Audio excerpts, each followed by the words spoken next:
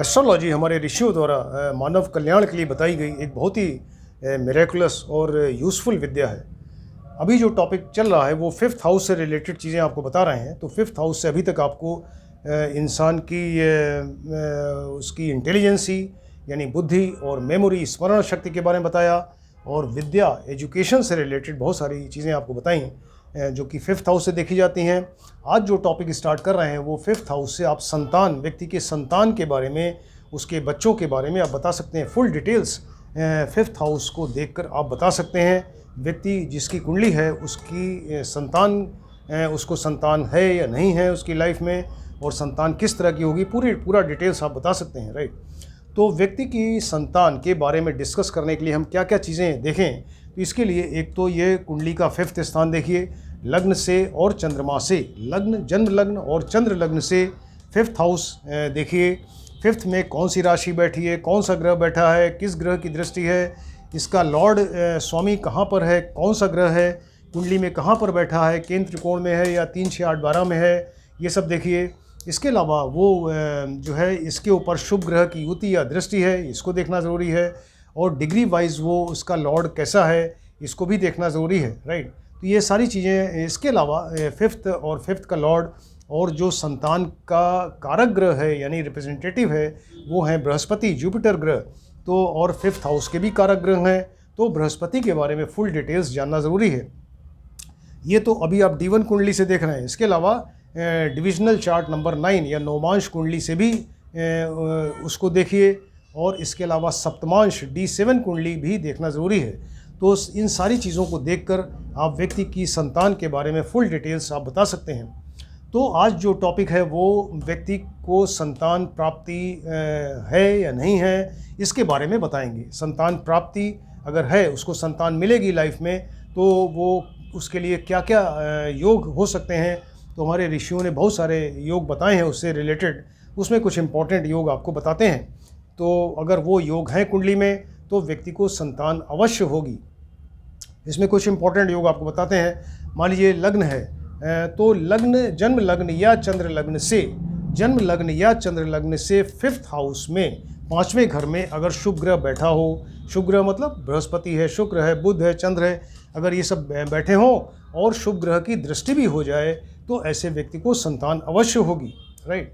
मान लीजिए कि फिफ्थ हाउस में फिफ्थ का लॉर्ड ही बैठ जाए, पंचमेश यानी इसका स्वामी वही बैठ गया यहाँ पे, और गुरु अगर साथ बैठ जाए या गुरु की दृष्टि हो जाए तो ऐसे व्यक्ति को संतान अवश्य होगी।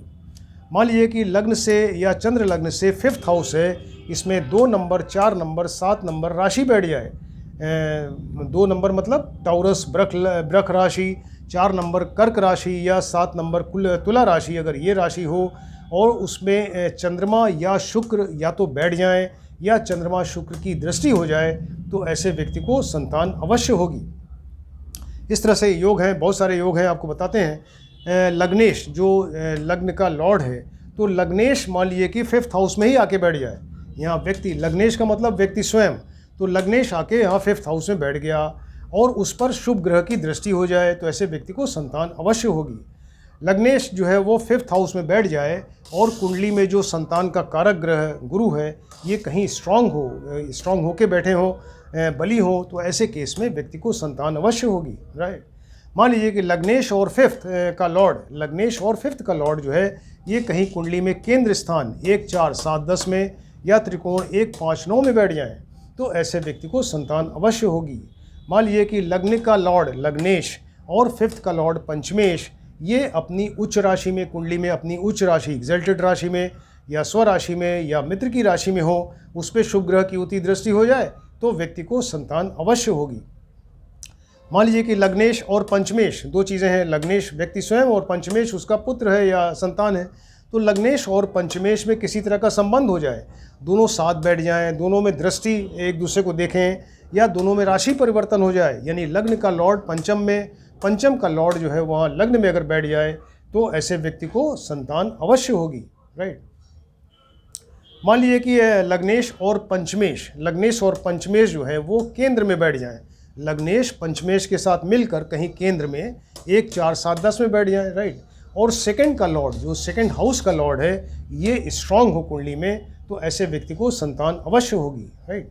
मान लीजिए कि लग्नेश है, लग्न का लॉर्ड और नवम का लॉर्ड, पंचम से पंचम, ये यहाँ से भी संतान देखेंगे, तो लग्नेश और नवमेश यानी भाग्येश, ये दोनों जो है आके यहाँ 7वें स्थान में बैठ जाएं, तब भी व्यक्ति को संतान अवश्य होगी, राइट।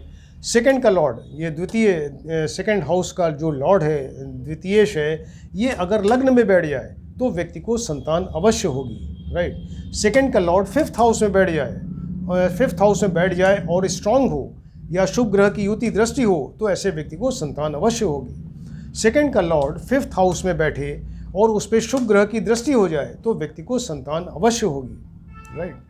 5th हाउस, 5वां घर जो है, इसमें शुभ ग्रह कोई बैठा हो, बृहस्पति, शुक्र, चंद्र, बुध, ये सब बैठे हों, या कोई योग कारक ग्रह हो, और 5th हाउस में शुभ ग्रह बैठा हो और शुभ ग्रह की दृष्टि भी हो जाए तो व्यक्ति को संतान अवश्य होगी, राइट। 5th हाउस में पंचमेश हो, 5th हाउस में पंचमेश हो, राइट, और पंचमेश हो जाए, यहाँ पे हो जाए, 5th हाउस में पंचमेश बैठ जाए, उस पर शुभ ग्रह की युति या दृष्टि हो जाए तो व्यक्ति को संतान अवश्य होगी, राइट।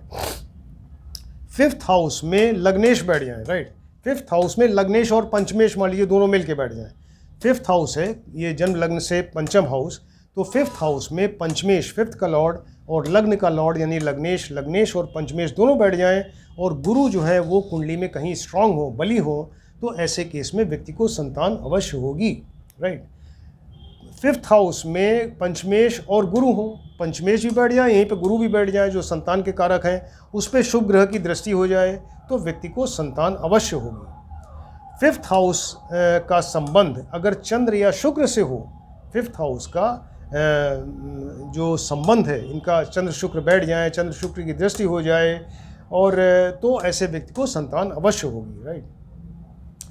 पंचमेश जो 5th का लॉर्ड है, मान लीजिए 5th का लॉर्ड है, ये पुरुष राशि में हो, 5th का लॉर्ड जो है पुरुष राशि में, पुरुष राशि मतलब सूर्य है, मंगल हैं, गुरु हैं, इनकी राशि में बैठे हों, और पुरुष नवमांश में हो, यानी D9 कुंडली में भी जो यहाँ का लॉर्ड है पंचमेश, वो D9 कुंडली में भी पुरुष राशि में हो, और पुरुष ग्रह से ही युति या दृष्टि हो जाए इसके ऊपर, तो ऐसे व्यक्ति को पुत्र होगा, फिर ऐसे व्यक्ति को सन यानी पुत्र की प्राप्ति होगी, राइट। पंचमेश जो है कुंडली में कहीं उच्च या स्वग्रही या मित्र ग्रही होकर बैठ जाएं हो, और इसके अलावा केंद्र त्रिकोण में बैठ जाएं। पंचमेश जो 5th का लॉर्ड है अपनी उच्च राशि, एग्जल्टेड राशि या स्वराशि या मित्र की राशि में होकर केंद्र 1, 4, 7, 10 या त्रिकोण 1, 5, 9 में कहीं बैठ जाएं तो व्यक्ति को संतान अवश्य होगी। पंचमेश जो 5th का लॉर्ड है, इसका संबंध गुरु से हो जाए जो संतान के कारक हैं, तो पंचमेश का जब गुरु से संबंध हो, यानी एक साथ बैठ जाएं, एक दूसरे पर दृष्टि डालें या एक दूसरे की राशि में बैठ जाएं, राशि परिवर्तन हो जाए, तो ऐसे केस में व्यक्ति को संतान अवश्य होगी। पंचमेश प्लस गुरु, पंचमेश और गुरु दोनों कुंडली में स्ट्रांग हो, राइट, और लग्नेश जो है यहाँ पर ये 5th हाउस में बैठ जाए या लग्नेश कहीं केंद्र में बैठ जाए। पंचमेश और गुरु ये दोनों स्ट्रांग होने चाहिए कुंडली में, और लग्नेश या तो केंद्र में बैठें या पंचम हाउस में बैठ जाएं, ऐसे व्यक्ति को संतान अवश्य होगी। पंचमेश जो है यहाँ मान लीजिए पंचम का लॉर्ड जो है 2nd हाउस में बैठ जाए और उस पर शुभ ग्रह की दृष्टि हो जाए तो ऐसे व्यक्ति को संतान अवश्य होगी। ये सब योग आपको बता रहे हैं जिसमें व्यक्ति को संतान अवश्य मिलेगी। मान लीजिए कि गुरु जो है वो यानी जो संतान के कारक हैं जुपिटर, बृहस्पति, तो गुरु वो पंचमेश हो, राइट, गुरु पंचमेश हो और स्ट्रांग हो, बली हो कुंडली में, और गुरु पंचमेश हो और उस पर अगर लग्नेश की युति दृष्टि हो जाए तो व्यक्ति को संतान अवश्य होगी। तो देखिए गुरु जो है पंचम के लॉर्ड बनते हैं, यानी गुरु पंचमेश होंगे, सिर्फ 2 लग्न में बनते हैं वो। गुरु जो पंचमेश होंगे ये सिर्फ सिंह लग्न की कुंडली और वृश्चिक लग्न की कुंडली में ही बनते हैं। अगर सिंह लग्न यानी 5 नंबर राशि है तो 5, 6, 7, 8, 9, देखिए यहाँ पे गुरु की राशि आई, यानी गुरु जो है यहाँ के लॉर्ड पंचमेश हुए। अगर आपको बताया वृश्चिक लग्न की कुंडली है तो 8, 9, 10, 11, 12 गुरु की दूसरी राशि आई, तो ये 12 नंबर राशि के लॉर्ड यानी गुरु हुए। तो ऐसा गुरु जो है वो पंचमेश हो और स्ट्रांग हो, या पंचमेश हो और उस पर शुभ ग्रह की युति दृष्टि हो या लग्नेश की युति दृष्टि हो जाए तो व्यक्ति को संतान अवश्य होगी। मान लीजिए कि चंद्रमा है या बुध है या शुक्र है, चंद्र बुध शुक्र ये 5th हाउस में या 11th हाउस में बैठ जाएं। चंद्र बुध शुक्र ये शुभ ग्रह हैं, तो अगर 5th हाउस में बैठ जाएं या 11th हाउस में बैठ जाएं तो ऐसे व्यक्ति को कन्याएं ज़्यादा होंगी, उसकी फीमेल चाइल्ड होंगे, फिर कन्या ज़्यादा होंगी। मान लीजिए कि 11th हाउस है या शुभ ग्रह कोई बैठ जाए और शुभ ग्रह की दृष्टि हो जाए तो व्यक्ति को संतान अवश्य होगी। 11th का लॉर्ड है यानी एकादशेश या लाभेश जो है ये और शुभ ग्रह ये मिलकर कहीं केंद्र त्रिकोण में बैठ जाएं और उस पर शुभ ग्रह की दृष्टि हो जाए तो व्यक्ति को संतान अवश्य होगी। ये तमाम योग जो हैं ऋषियों ने बताए हैं, हमने कुछ आपको इम्पॉर्टेंट योग बताए। तो इस तरह इन चीज़ों को देख के जो पॉइंट्स हमने बताए हैं इसको आप देख के आप सिर्फ कुंडली देखकर ही बता देंगे कि इस व्यक्ति को संतान मिलेगी या नहीं मिलेगी, यानी संतान प्राप्ति योग इसकी कुंडली में है या नहीं है, ये सारे पॉइंट्स देख के आप बता सकते हैं।